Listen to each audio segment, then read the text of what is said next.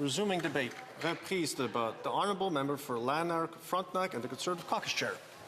Thank you, Mr. Speaker. Today I'm going to be talking about two themes. The first is property rights. The second is the economics of the Alto project.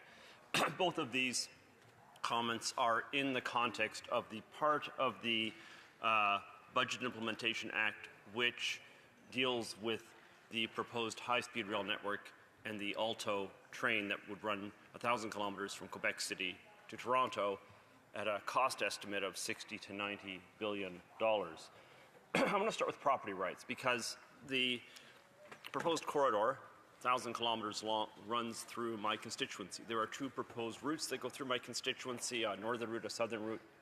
Whichever one is chosen, people who live on that route will be very negatively affected, and I thought I would talk a little bit about just how. Let me start by telling you my own position on property rights. This is an issue that is near and dear to me. It's an issue on which I actually proposed a constitutional amendment, an amendment to the Charter of Rights to actually include property rights. And the formula which I suggested, because one speaks in general language in bills like Bills of Rights and Charters of Rights, is to say that when property is taken or its use infringed for a government purpose, the owners ought to have a right to full, just, and timely compensation. All three of those principles are violated by the expropriation and land use restriction regime proposed under the Budget Implementation Act for Alto. Right now, the plan is, Alto has published a plan for rough estimates where the corridors would be. These rough estimates show corridors roughly 10 kilometers wide. It varies along the route, and I assume they're in the process of doing some geological work to determine where they want to go. The process that has been outlined for us says that at the end of this year, either the northern or the southern route will be chosen, and additionally, the corridor of potential rail line will be narrowed to about 1 kilometer wide. I'm not sure if that's actually what will happen, but that is what they have planned to happen. Within that 1 kilometer wide corridor, 1,000 kilometers long, and therefore 1,000 square kilometers, the government, or rather, Alto, will have the power to expropriate. So the expropriation occurs by a Crown corporation, which includes private investors, and it does this using expropriation powers normally only exercised by government. That's an extraordinary shift. Additionally, a series of protections for property owners are stripped away. So the first thing that would happen is that the government would look, or Alto would look and say, we might run along this part within that kilometer-wide corridor. We might not, but we're not sure. So we're going to put a property development freeze on all properties that we might go through. Now, will that be every property within the kilometer-wide corridor? We don't know yet. But a freeze on property, that is to say you cannot develop or improve your property, has a real financial impact. Under the Expropriation Act, this kind of freeze is permitted. It can be for up to 120 days. Under the new legislation, it can be for up to 2 years. 2 years during which you can't do anything to your property. And if you try, you can be fined through what are called administrative monetary penalties. But they can be ruinous penalties. It's a bit difficult from the legislation to determine exactly what those penalties to be. It appears to me they could be as high as $20,000 per offense, and individual offenses which continue over a period of time can result in multiple fines. That, I think, is enough to take anyone and ensure that they will indeed not develop their property. Now, that could lead, after they've built their rail, decided which properties they actually want, your property might be released, at which point you have the right to seek compensation for the loss in value. But it is a long, slow process, and with thousands of properties, maybe tens of thousands of properties, I actually don't know how many there'll be through the as yet undefined corridor, involved in people trying to seek compensation, and each one having to be a negotiated settlement. I think it's safe to say that for many people, the payback will be less than it was worth, or they'll simply give up and never actually seek the money that was taken from them. That's the people who have a property freeze placed. Will there be any compensation for people whose property value is diminished because the Alto line runs through, cutting the community in half? No, there'll be no compensation for those folks at all. And it will significantly affect property values. Landlocked properties, properties that can no longer be accessed with ease, properties where formerly you could get to them by simply driving down the road. Well, now the road is bisected. How many roads will be bisected? Well, presumably hundreds. Alto will have a strong incentive to try and make it as minimal as possible, the number of roads on which overpasses are built. And there's a reason for that. Overpasses cost money. I've heard estimates that a single overpass is as high as $50 million, but I've found some evidence that it may be as low as $20 million. Whatever the case is, multiply that by a few hundred, and you can see that Alto, which is trying to be a profit-making company, it's going to finance this money through floating a bond. So it is going to have a very strong incentive to be as ruthless as possible in having as few overpasses as possible. Now, maybe they'll do, I was wondering how many overpasses might you get? Well, it's hard to estimate exactly, but I did take some highway construction for property near places where I live, or I've lived nearby. I used to live on Phelan Road in what is now part of the extended city of Ottawa. Highway 416 was built south of the city. That road was cut off, and so a road where you could have crossed and talked to your neighbor with a 5-minute walk, you now have to drive out, go 7 kilometers in one direction, cross over the highway, 7 kilometers back, 14 kilometers. Similarly, east of Ottawa, there's a spot where I go camping. My mother-in-law owns a campground there. To get across Highway 417, you have to drive 7 kilometers in one direction, cross over, and 6 kilometers back. And I have several other examples I can give, but I think the point is made. This is going to divide communities, slow down emergency response times, and so on.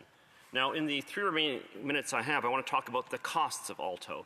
I don't think we grasp just how badly costed out this really is. The cost, well, there's a cost range that was given. These were stabs in the dark, frankly, but the $90 billion, let's say it's $90 billion. There are 40 million people in Canada, it's 10 million families of 4, 90 billion divided by 10 million is $9,000 for every single Canadian family of 4 across the country. It doesn't matter if you live in Nunavut and will never even see this rail, your family is paying $9,000. Every Canadian family across the country for something that is only going to service people in that narrow corridor. The people whose properties will be sliced up, and we'll see their net wealth, they're paying $9,000 too. So is that number to be taken seriously? That in itself is mind-blowingly high. It's higher than our entire national deficit this year. Well, as it turns out, there's a fascinating paper written by Professor Blent Feuberg, who is the professor and founding chair of program management at the Side Business School at Oxford University. And he writes this in a recent paper about mega projects in general. He says, performance data for mega projects speak their own language. 9 out of 10 such programs have cost overruns. Overruns of up to 50% in real terms are common, over 50% are not uncommon. And then he provides a list. So on his list, I'll just read some of the rail projects, okay? The Shinkansen-Juetsu high-speed rail line in Japan, somewhat comparable, 100% cost overrun. The Boston, New York to Washington Railway in the USA, 130% overrun. The Copenhagen Metro in Denmark, 150% overrun. The Montreal Metro Laval extension right here in Canada, 160% overrun. The Minneapolis Hiawatha light rail line in the United States, 190% overrun. The Troy and Greenfield Railroad in the US, 900% overrun. That perhaps is an outlier, but it makes the point. The benefits, he says, are frequently, we see shortfalls of up to 50%. Also not uncommon.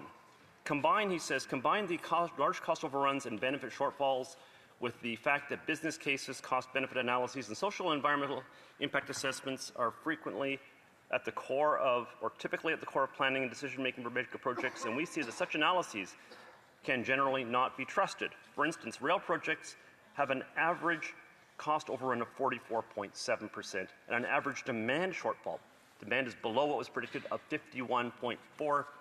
Sorry, Mr. Speaker, that means 2 minutes? It means 10 seconds. Oh, in that case, Mr. Speaker, I will stop there and go to questions.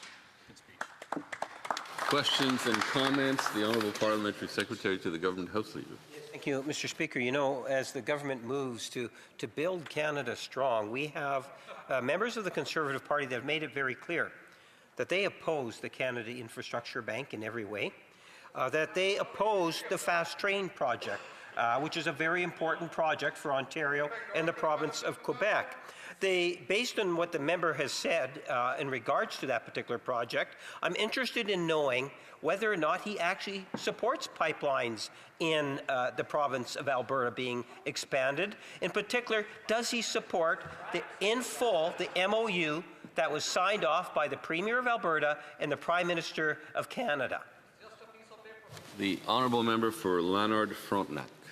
I lack the expertise to give an intelligent response to that question, which is clearly designed just to divert me from the issue of this mind-blowingly expensive project that will destroy lives, ruin property rights, ruin communities in my community that I represent, that will destroy people's lives.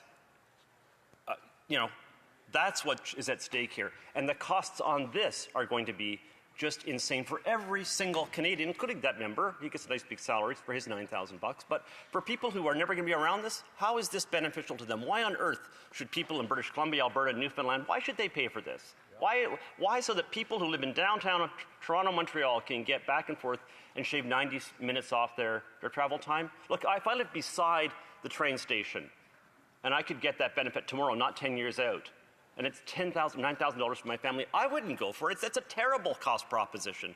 It's a terrible cost proposition for someone in that situation. It's an insane cost proposition for someone who happens to live somewhere else. And worst of all is being a property owner, seeing your property destroyed, your life destroyed, and then be said, and now here's the tax bill for this thing we've done to screw you over. Questions and comments. The Honourable Member for Calgary Centre. Thank you, Mr. Speaker. And I want to ask my colleague, because he spoke a lot about the problems with the budgeting for the train, and that's the capital budget alone.